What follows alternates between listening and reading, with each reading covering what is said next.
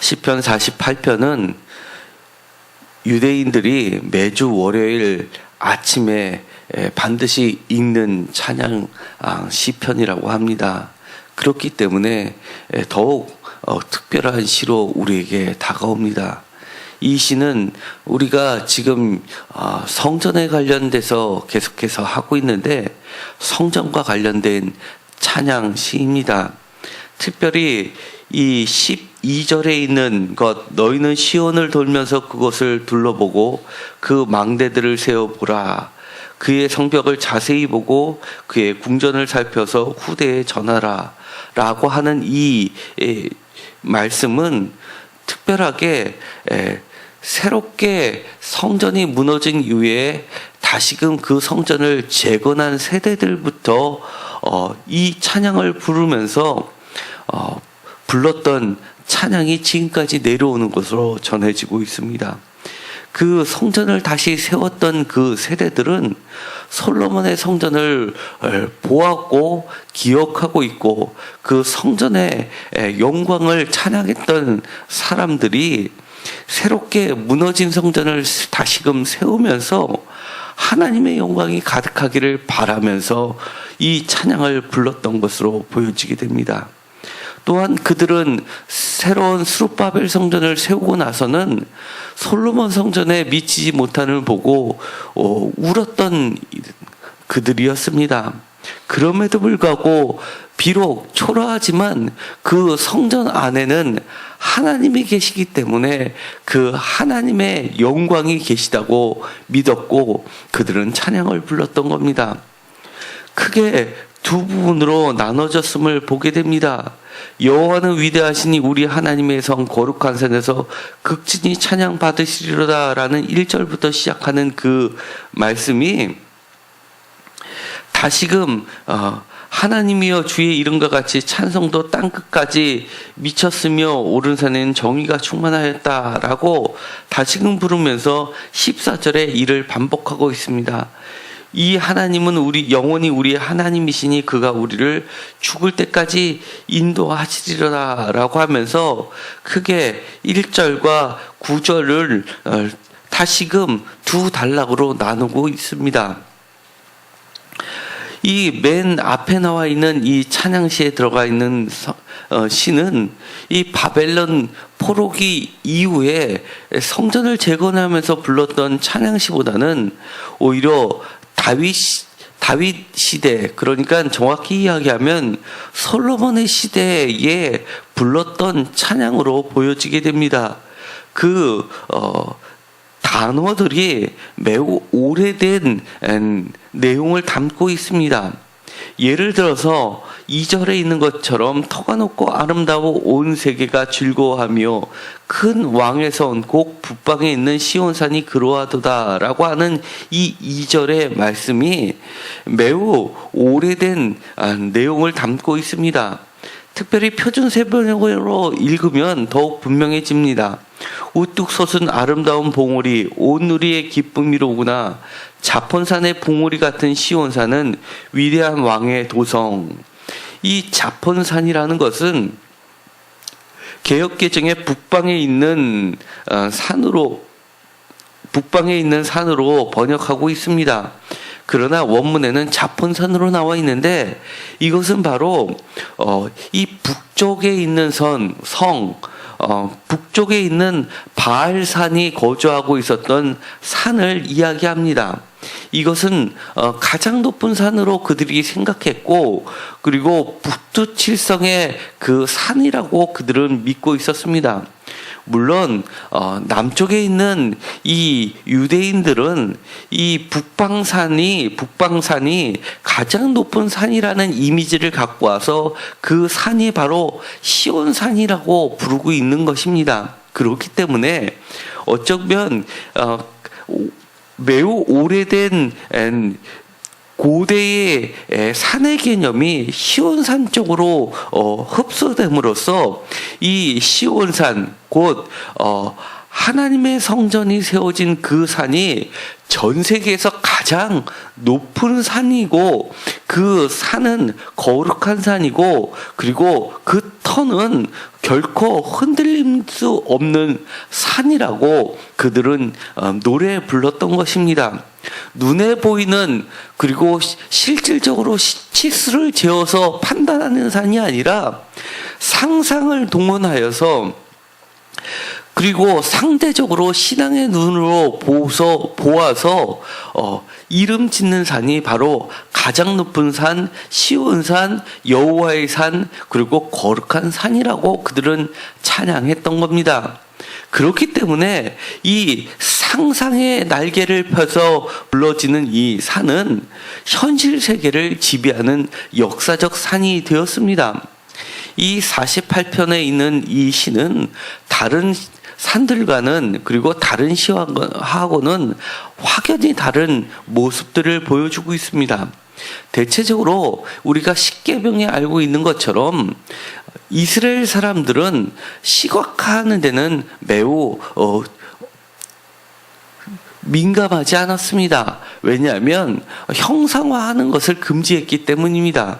대체적으로 그들의 신앙을 전수하는 데는 토라처럼 듣는 것, 청각을 주로 활용했습니다.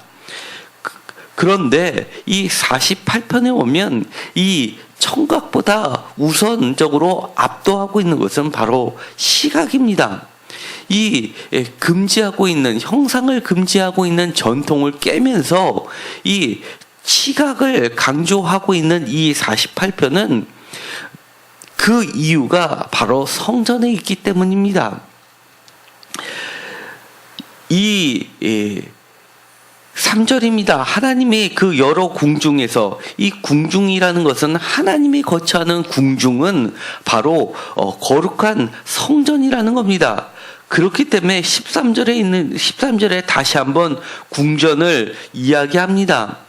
자기를 요새로 알리셨도다라고 하는 자기를 알리시는, 자기를 계시하는 방식이 바로 청각이 아니라 시각입니다.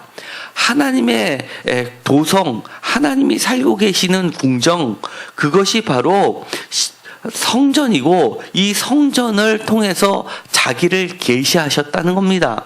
그렇기 때문에 4절에 많은 다른 온 세계의 왕들은 모여서 함께 빨리 지나갔다라고 합니다. 왜냐하면 그들이 하나님이 계시는 성전을 보고 놀라고 두려워서 도망갈 정도로 빨리 지나갔다고 이야기합니다. 두려움이 그들을 사로잡았기 때문입니다. 그런데 똑같은 그 성전을 바라본 이스라엘 사람들, 유다 사람들은 달랐다는 겁니다. 그들이 들은 대로 지금까지 하나님의 토라의 말씀, 모세의 오경을 들은 대로 그들은 하나님의 성을 보았다라고 합니다. 정통적인 방식, 들음이 이제는 시각화된 봄으로 전환되고 그 봄은 즉각적으로 만군의 여호와를 알리시는 것으로, 계시하는 것으로 나타내고 있다는 겁니다. 그러면서 이 성경은 시각화가 금지되어 있지만 유독 시각화가 활성화되고 있는 것이 바로 단 한 군데 하나님의 성전을 향해서는 보라고 이야기를 하는 겁니다. 대표적으로 레위기 같은 것은 많은 시각화를 동원해야지만 알 수 있는 것들이 많이 있습니다.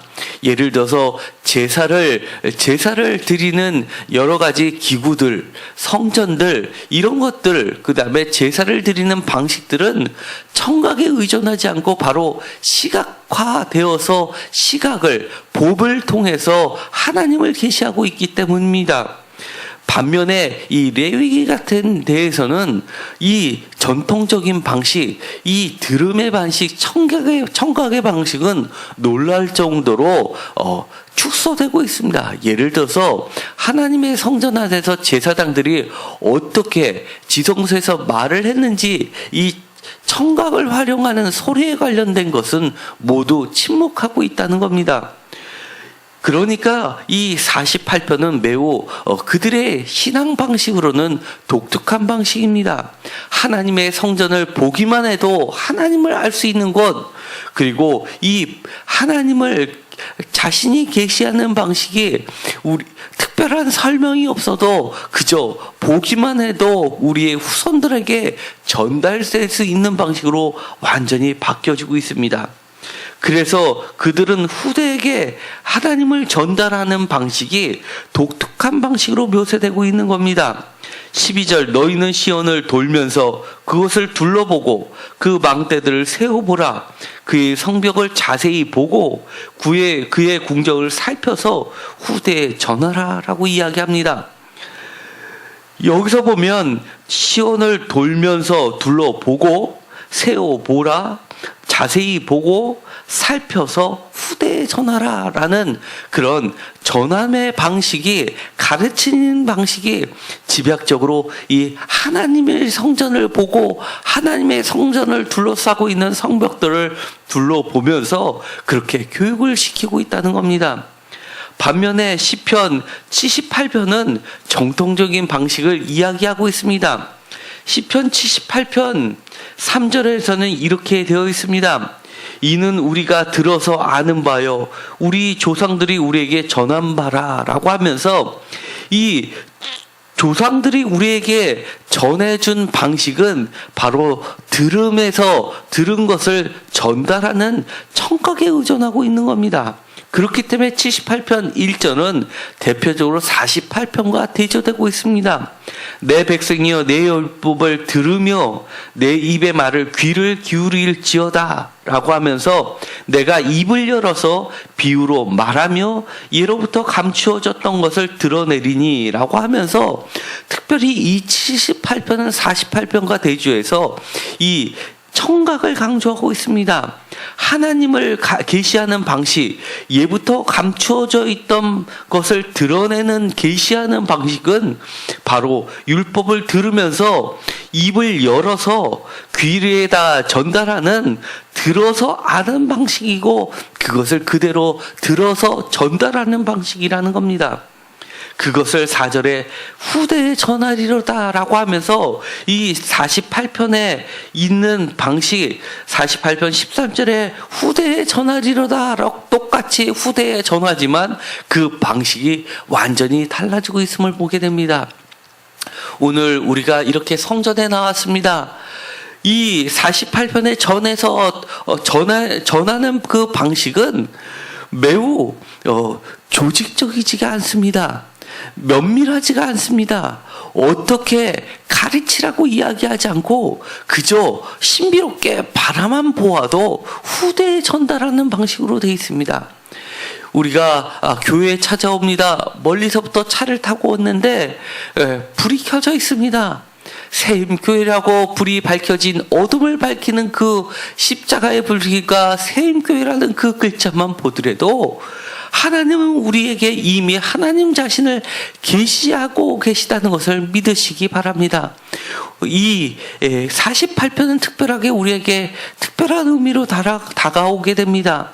무엇인가를 듣지도 않았지만 하나님의 성전을 바라만 보아도 하나님은 자신을 드러내시고 알리셨다라고 이야기합니다. 하나님은 어떻게 우리에게 알려주십니까? 그 오른손에 하나님의 정의가 있다라고 우리에게 알려주고 계십니다. 바로 10절입니다. 하나님이여 주의 이름과 같이 찬송도 땅끝까지 미쳤으며 주의 오른손에는 정의가 충만하였다라고 이야기합니다.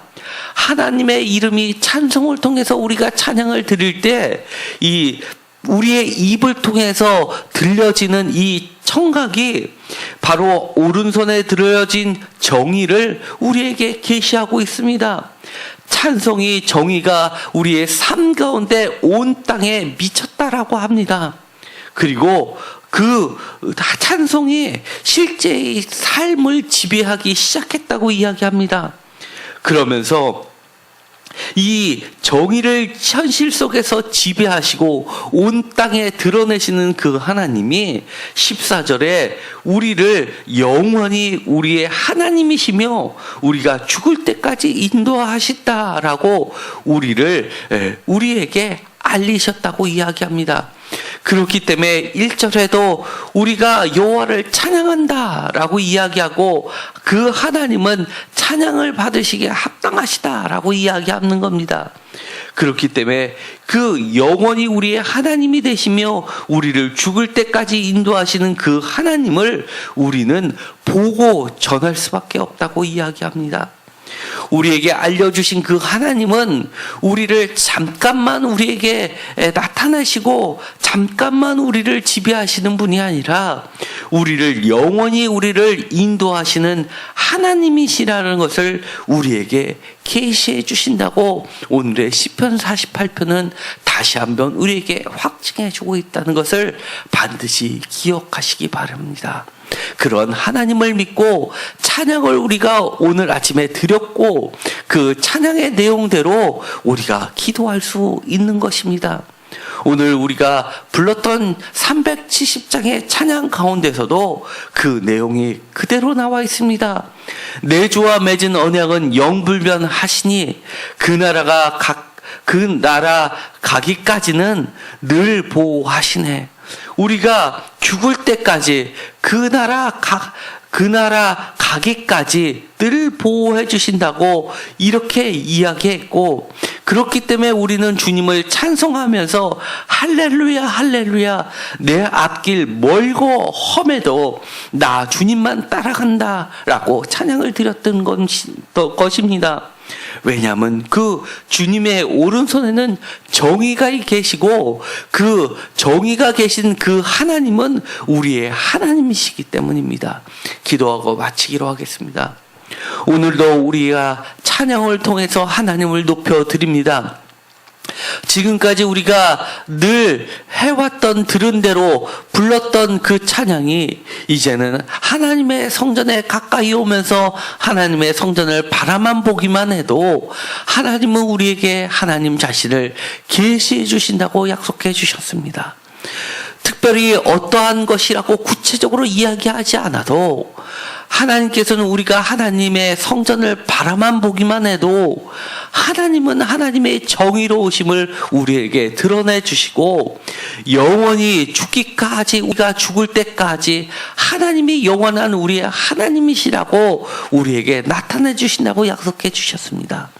그 하나님은 단순히 성전 안에만 계시는 분이 아니라 성전 바깥에서 우리의 삶을 실질적으로 지배하시는, 역사를 지배하시는 그 하나님이라고 이야기해 주십니다. 그렇기 때문에 우리는 그 하나님을 바라봅니다. 반면에 그 하나님을 본 열왕들은 무서워서 두려워서 빨리 도망가듯이 지의 성전 앞을 지나간다고 이야기합니다. 우리를 짓누르는 많은 군왕들이 물러 도망가게 하여 주시옵시고 우리는 그 성전을 바라보면서 하나님을 바라보면서 하나님을 찬송하면서 그 군왕들을 물리치게 하여 주옵소서. 오늘도 하나님의 정의를 바라봅니다. 하나님의 정의가 우리의 삶 가운데 지배하게 하여 주옵시고 그 우리의 삶을 지배하시는 그 하나님이 죽을 때까지 영원히 우리의 하나님이 되시는 분이심을 우리는 선포하오니 하나님이여 우리 하나님이 되어 주옵소서. 예수 그리스도의 이름으로 기도드렸습니다. 아멘.